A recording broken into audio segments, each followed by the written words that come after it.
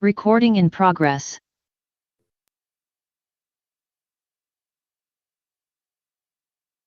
Gianna Hahn, you're on with Danny. Go ahead. Hi, Danny.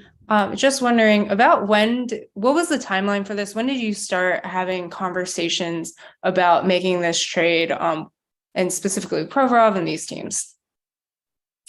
The last couple of weeks, I've had a few different discussions on Ivan.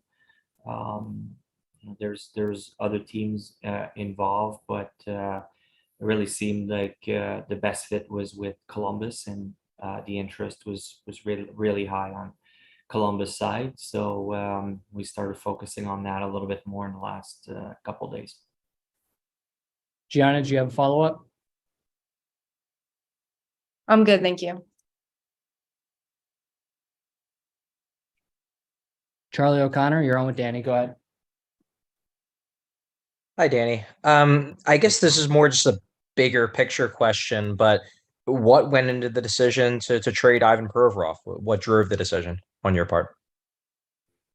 Well, part of it is that we are in a rebuilding stage, and we felt that, the picks and the direction that we wanted to go in, it was really enticing, very exciting. We have a chance to really kind of start building the team the way we want it, the right way that we've talked about, and it kind of starts with that. It wasn't an easy decision. Ivan has been, a really good soldier for the Flyers for a lot of years.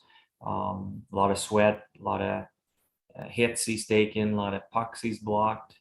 So he's really poured his heart out into the Flyers. So it wasn't an easy decision, but for us, what we were looking at is young guys and picks. We've said it from the beginning, so that was the major reason behind it. Follow up, Charlie? Yeah, just kind of following up on that. Obviously, Ivan has been for years your guys' number one defenseman, the big minutes guy.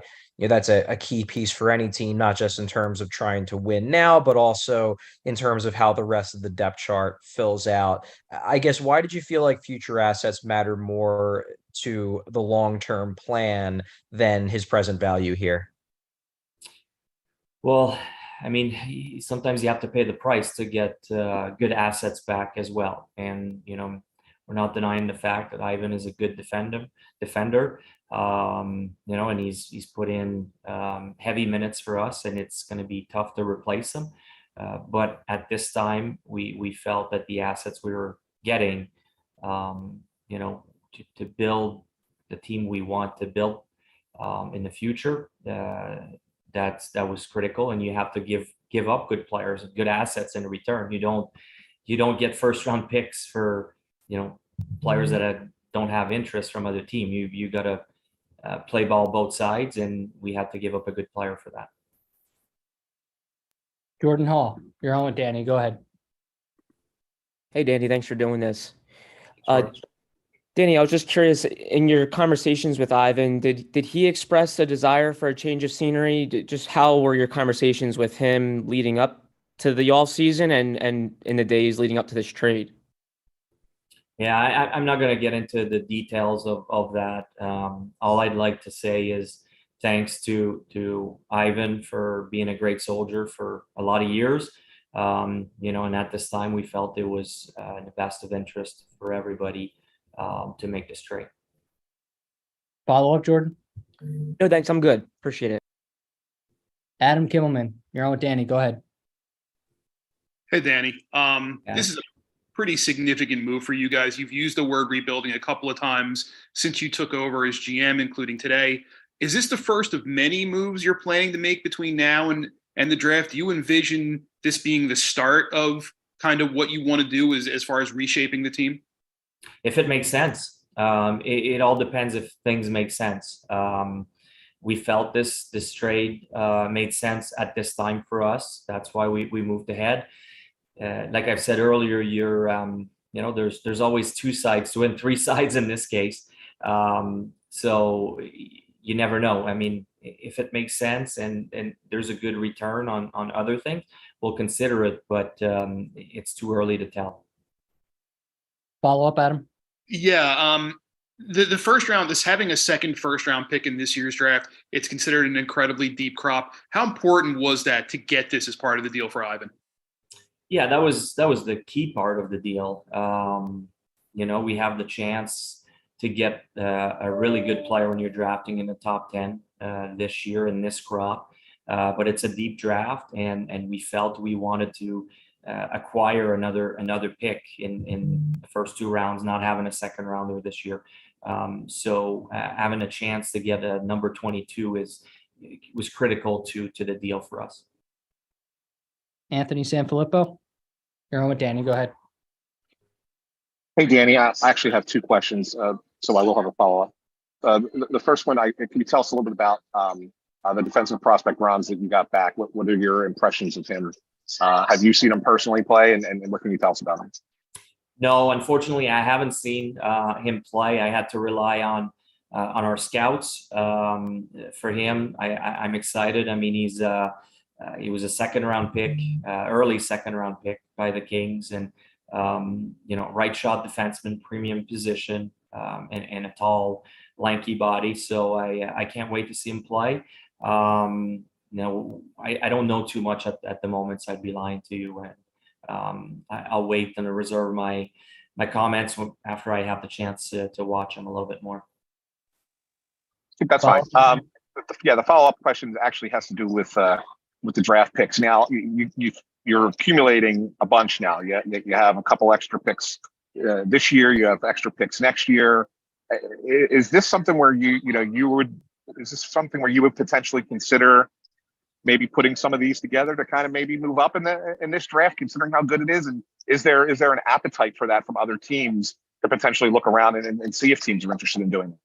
Yeah, well, we're open for business. We'll listen if it makes sense. If the value's there for us, definitely. That's kind of the luxury of having a lot of picks. And unfortunately, in the situation we're at, when you finish a little lower in the standings, you have better picks. It's good and it's bad. You have to suffer for it. But nothing's off the table on our side. Mike Sealski, you're on with Danny. Go ahead. Hi, Danny. I have two questions for you too. The first is, Ivan is only 26. Was there any belief or thought that he had stagnated in his development and progression? I mean, it's not often, even if a franchise is rebuilding, that they trade a 26-year-old number one defenseman in his prime. Yeah, well, the points make it look that way, but also, he wasn't probably put in a position to succeed. What I mean by that is, he didn't have a lot of power play time. So it's not just about the points for Ivan. He's a hard defender. He never bails. He plays hard every single night. So we had a lot of respect for that. We still considered him a top pairing for our team. But again, that's to acquire assets and a first round pick in a deep draft like this year. You have to pay the price, and we had to give up on a good player. And then my follow-up. Was the situation with Pride Night back in January any factor in the decision to trade him? No, it did not factor into the trade. Charlie O'Connor, you're on with Danny. Go ahead. Hey, Danny.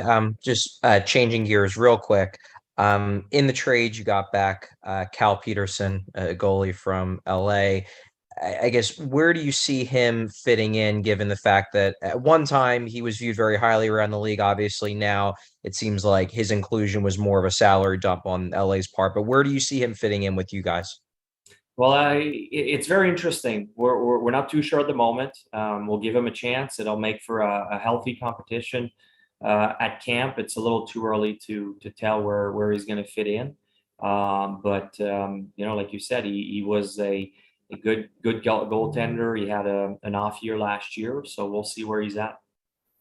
Follow up, Charlie. Yeah, I guess kind of as a follow-up on that, I know you've answered a few questions about this in the last few weeks, but in the wake of the trade, there were some, rumors out there about the status of Carter Hart. Obviously, adding a goalie and Cal Peterson adds to that. But where are you at right now with Carter? Is he on the block, or are you guys just in the process of pretty much listening on everyone? I'm still in the same spot I was. We're open for business. We listen on everybody. Everybody's being treated the same way for us on our side. We'll take a few more questions. Ariel Melendez, you're on with Danny. Go ahead. Hey, Danny, kind of in a similar vein about Cal Peterson. Obviously, you guys trade out a significant contract in Provorov, but you take back the $5 million in Peterson. With you guys kind of probably not contending for the next couple seasons, are you more willing to take on contracts like that? You get that short term kind of big contract to get maybe some extra pieces. Is that kind of where you guys are right now? Yeah, well, I think it's a deal that was helping all sides. Columbus wanted their defenseman. We were looking to acquire young assets, either draft pick or young guys. And for LA, it was a chance to create cap space, for what they want to do. So for us, it made a lot of sense acquiring a young guy and a lot of draft picks in the process. We'll do two more questions. Bill Meltzer, you're on with Danny. Go ahead. Hey, Danny. My question is, where do you think that Cam York is in terms of readiness to take on more minutes, more responsibility? It's going to kind of be a group effort to do that without Ivan. And do you feel that younger defensemen, the Mulas, once he's fully rehabbed or Adder, are ready to step up to the NHL level as full-time players? Well, we certainly hope so. We want to give our young guys a look, a bigger look. Cam York had the tough training camp, but he went down, put this time in the minors, really came back rejuvenated. Was a great player for us. He's obviously an important part of the future of the Flyers. And Igor Zamula, like you mentioned, Ronnie Adert, Emil Andre. There's other young defensemen that are coming up that are still in college or juniors that will also get looks eventually. I'm not saying right away next year, but eventually. Now Grand, I mean, it's exciting. I mean, and you don't know sometimes. You look at last year where a guy like Tippett got the chance to play more and showed what he was capable of. Same thing with Frost, with Noah Cates, Travis Konechny. So a lot of the young guys took a big step forward, especially up front last year, having more opportunities.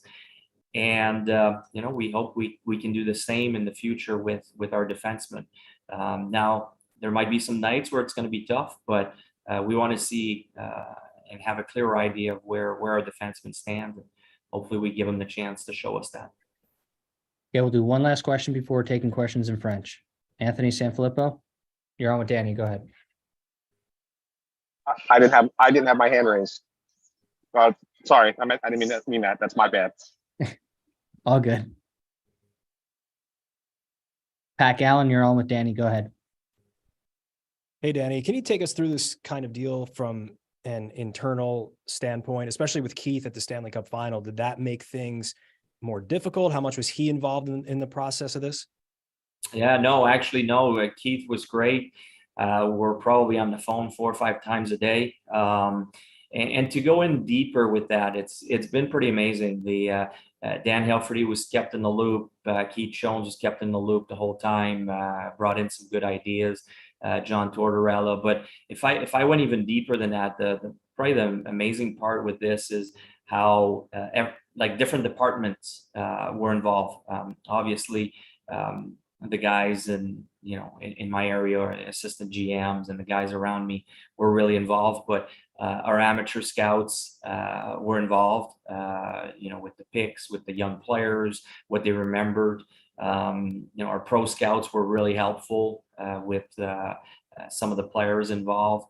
And our analytics department was really, really creative, helping with that deal. So it was pretty cool how different departments kind of came together. Everybody was involved. It was definitely kind of a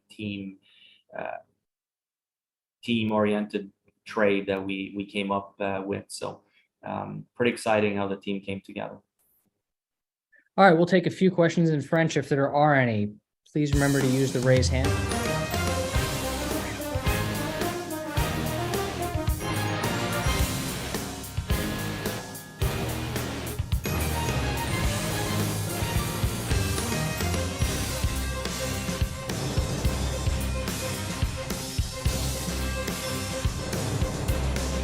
French if there All are right, any. so that was the English portion. We can't do the French of Danny I mean, we Briere's could. press conference. One thing is clear.